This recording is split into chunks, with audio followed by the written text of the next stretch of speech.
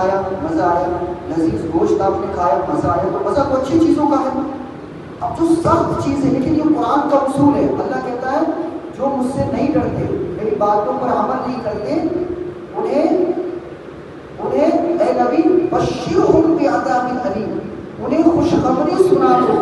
کس چیز کی؟ جنت کی نہیں، انہیں خوشخبری سنا دو دردناک عذاب کی۔ دردناک عذاب کی خوشخبری نہیں ہوتی ہے غم، یہ تمہارے لیے غم کی خبر ہے، لیکن اللہ کہتا ہے مزے کر لو جتنا کرنا ہے، جتنا مزے کرنا ہے کر لو، تمہارے لیے عذاب تیار ہے۔ تو اللہ کا اصول ہے کہ سخت چیز کو خوشخبری کے عالم میں اللہ تنبیہ کرنے کے لیے بیان فرماتا ہے۔ جیسے گھر میں مائیں کہتی نا بچے کو، ٹھیک ہے مستی کر آنے دے میرے باپ کو، پھر تجھے اس کا مزہ ملے گا۔ مزہ ملے گا مطلب سزا ملے، لیکن اسے مزہ میں کیا ہے؟ تنبیہ کے عالم میں ماں بتاتی ہے۔ اللہ نے یہ اصول اپنایا کہ تمہیں دردناک عذاب کی خوشخبری سنا دو، ذائقۃ الموت، تمہیں موت کا مزہ چکھنا ہے۔ پتہ کیا چلا کہ یہ مزہ جو ہے یہ کوئی آسان لفظ نہیں ہے، بہت سخت، تو جب روح نکلتی ہے تو بہت سختی ہوتی ہے، بہت تکلیف ہوتی ہے، اور شیطان اس پر مصیبت یہ کہ تو موت کی سختی، اور اس کے بعد شیطان کھڑا ہے، جب روح نکل رہی ہوتی ہے تو بہت پیاس کی شدت، شیطان شراب کا پیالہ لے کے کھڑا دیتا ہے ایک طرف، کہتا دیکھ جس کو تو خدا مانتا ہے وہ دیکھ تجھے مرتے کے وقت تجھے کتنی مصیبت میں ڈالا ہوا ہے، اس نے کتنی تکلیف دے رہا ہے، تو ایسا کر مجھے ایک بار خدا بول اور میں تجھے یہ پانی کا پیالہ، شراب کا پیالہ تجھے پلاؤں گا، تیری پیاس ختم ہو جائے گی۔ اب یہ آزمائش کا وقت ہے، اسی لیے کہتے ہیں دعا کرتے رہا کرے کہ اللہ مرنے کے وقت ایمان سلامت رہے۔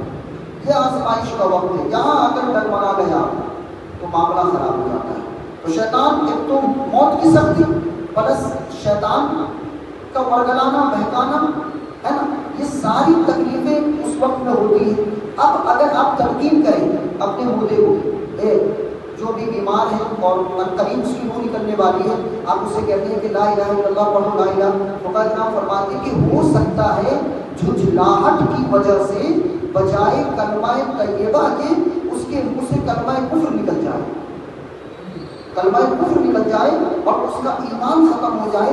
اس لیے احتیاط یہ ہے کہ اسے جو ہے تلقین نہ کی جائے۔ آپ بیٹھے رہیے، آپ خود پڑھیے، آپ اتنی آواز سے پڑھیے کہ اس کے کانوں تک آواز جائے، جو بھی آس پاس میں بیٹھے رہے انہیں یہ حکم دیا جائے کہ تلقین نہ کریں، بغل میں بیٹھ کر اپنے آپ کلمہ طیبہ پڑھتے رہیں، تاکہ اللہ تعالیٰ اسے بھی آپ کے پڑھنے کی وجہ سے اسے بھی یہ توفیق عطا فرمائے۔ تو یہ جو اہم مسئلہ تھا وہ میں نے بتا دیا۔ اب روح نکل گئی، تو روح نکلنے کے بعد کیا ہے کہ فقہ کرام فرماتے ہیں کہ اگر منہ کھلا ہے تو شوہر کے کپڑے سے باندھ دیا جائے، یہاں سے سر سے لے کر یہاں تک یہ ہلکے سے باندھ دیا جائے تاکہ منہ بند رہے۔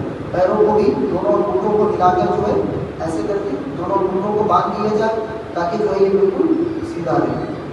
اب ایک سوال آیا تھا گروپ میں، غالباً کسی بھائی نے سوال کیا کہ حضرت میت کا جو کپڑا ہوتا ہے، میت کا جو کپڑا ہوتا ہے کیا اسے فقیر کو دے سکتے ہیں؟ میں نے کہا بھائی کپڑا ہی کیوں، جیب میں پیسے بھی ہوتے ہیں، چلانے والا جو مرا ہے وہ موبائل بھی چلاتا ہے، تو صرف کپڑا ہی کیوں دیں گے فقیر کو؟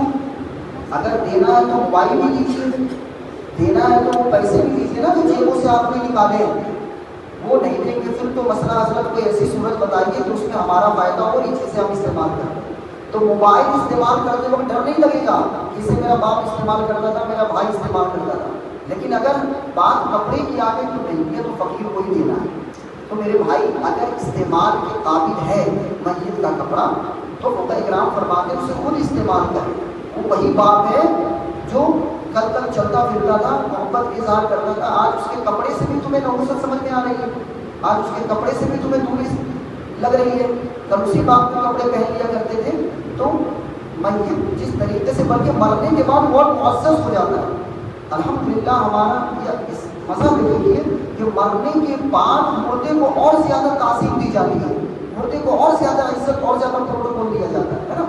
تو عرض میں یہ کر رہا تھا کہ کپڑا اگر ممکن ہو میت کا کپڑا اتارنا تو کپڑا اتار دیجیے، اور اگر ممکن نہیں ہے تو کاٹنے کا طریقہ دائیں طرف سے شروع کریں کہ دائیں ہاتھ سے ہے نا. یہاں سے آپ نے کینچی لگایا, یہ والا حصہ کاٹ دیں گے ادھر سے, اور ایسے ہی پھر بائیں ہاتھ سے شروع کر کے یہاں سے کاٹ کے اور آرام سے اوپر سے اتار دیں گے, اس کو کھینچ لیں گے.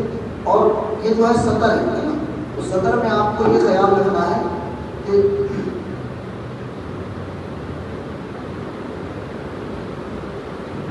اب اسی سے ایک مسئلہ اور پریکٹیکل سمجھ لیں کہ میت کا سطر کتنا ہوتا ہے.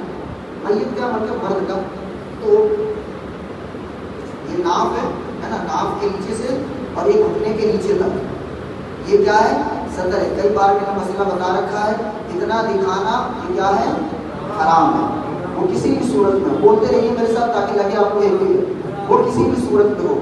آپ گھر میں بھی ہیں, صرف بیوی کو چھوڑ کر ماں بہن بیٹی بیٹا بھتیجا بھتیجی کسی کو بھی دکھانا کیا ہے, حرام ہے.